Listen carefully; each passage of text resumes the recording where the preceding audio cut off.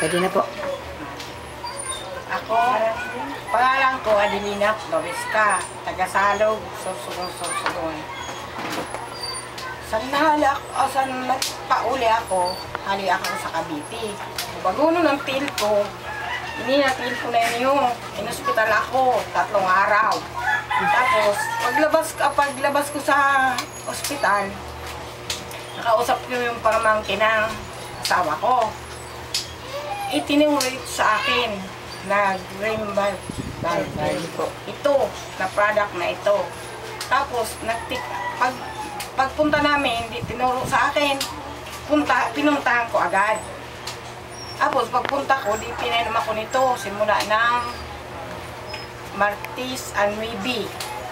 Hanggang ngayon. Tapos, March 9. Tapos, ngayon, ito na nga, sabi, nag-result nga, yung na pa ako, nandito na ako, na gumaling na. Pagka galing ko sa, yung mga resita sa akin, iniinom ko yun. Ngayon, wala na akong resita na sa doktor. Hindi ko na iniinom. Ito na lang iniinom ko. Gumaling ako, kaya maniwala kayo dito. Kumusta po ang pakaramdam niyo po? Mabuti, hindi na ako humihingal. Hindi na, kahit nataas ang sugar ko, wala na akong nararamdaman. Pero po, ano pong pakaramdam niyo na naging maganda po ang resulta po sa inyo ng green barley po? Siyempre, masaya ka dahil nagumaling ka. Opo. Tapos po, ano naman po ang pwede niyo pong ma-encourage po sa mga tao? Kasi po, tita, marami pong nagdududa sa green barley po. Kasi marami pong lumalabas eh. Ngayon po kasi, ang amin po, maiparating namin sa kanila ang magandang balita. Dahil po, ginagawa po namin ang green barley, hindi po para magbenta lang. Kundi po, maibalita namin sa kanila kung ano po ang kagandahan ng green barley. Nakagaya po ng resulta po sa inyo. Huwag kayong maniwala dyan dahil isa na ako na gumaling. Kaya, kung gusto nyo, maaprobaran nyo, uminom kayo ng green barley. Dahil dito, talaga gumaling ako. Ngayon, nagpasalamat ako sa Panginoon o sa YouTube naman dahil inilikumida ako dito hanggang ngayon, nag-inom pa rin ako dahil ito, pero yung sugat ko, tingnan nyo, wala na. Ang laki-laki, ang laki-laki niyan. Hanggang dyan. Ngayon, tingnan mo. Tingnan nyo. Kaya maniwala kayo, huwag kayo maniwala sa mga sabi-sabi. Anati ko ngayon, mga siguro pang 7 na ito. Isang linggo lang. Ilang ml po kayo isang araw niya? Inahati ko lang ito. Bali po, isa sa umaga. Isa sa umaga, isa sa gabi. Isang bote. Isang bote, isang araw. Pero ngayon, sabi sa akin, pwede na dalawahin ko ito. Isang bote na ito, pagdadalawahing araw ko na. Itong ano po, yung dinaramdam nyo na yan, tita, ilang buwan nyo na po yan? Ay nako, tagal na nito. 6 months. Simula ng October, November, December, January, February, March. 6 na buwan. Kaya umuwi ako dito, nagpa-hospital ako. Yan nga. Tapos binalaw ako nito, sabi, irinig ko hindi ako nito. Wala ko siyang sugat, nakita ko siya, may sugat na. Kaya huwag kayong maniwala na mabuti ito, nagamot na ito, huwag kang magsasabi-sabi na kung ano. Apurbahan nyo. Kahit na isang linggo lang, isang araw.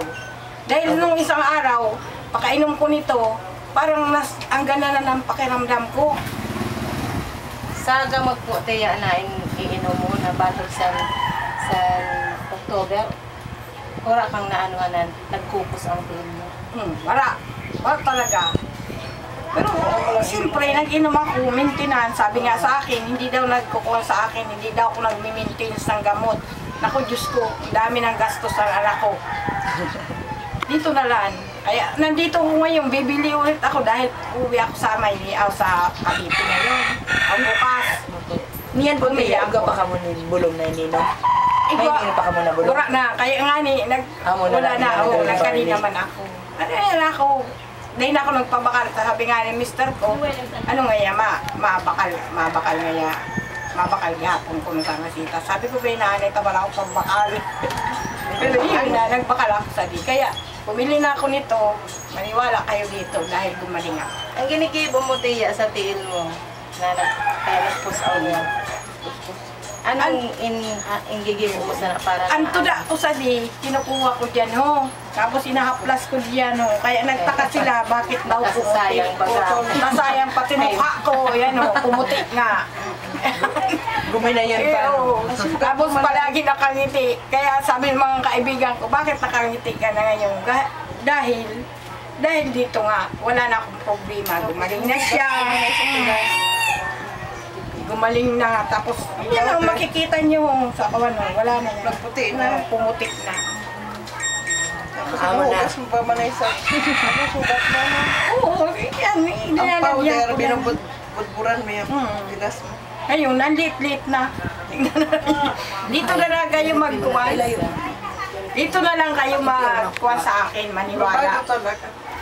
Kaya hanapin niyo si Susan, ano ba? Ribas. Ribas. Nili, Ribas. Yan lang. Dan dito sila sa Sampaloc, nakatira. Ako taga-Salog, susunod ako. Ayan, makikita po nindo na ang green barley po, napakabilis po ng effect po niya. Ngayon po, yadi ako sa Sorsogon para po ipaabot sa Empiro na ang green barley, porbaran po nindo. Kung makikita po ninyo, si Tita Diling, nag-take lang siya sa green barley, Batog San March 9. Ngayon po, napakaganda na po ng pakiramdam po niya. Marami, damo-damo ang bulong na iniinom po niya. Nahali sa doktor. Nahali daw po sa doktor. Si Tita Diling po ang nagsabi po niyan. Kung panoorin niyo po yung video na to, sa umpisa pa lang, nasabi na po niya na nag-inom po siya ng bulong. Pero niyan po, wala na po siya ininom na bulong, kundi green barley lang po. So, I'm Susan Ribas, nag-uulat. Ayan. Thank you.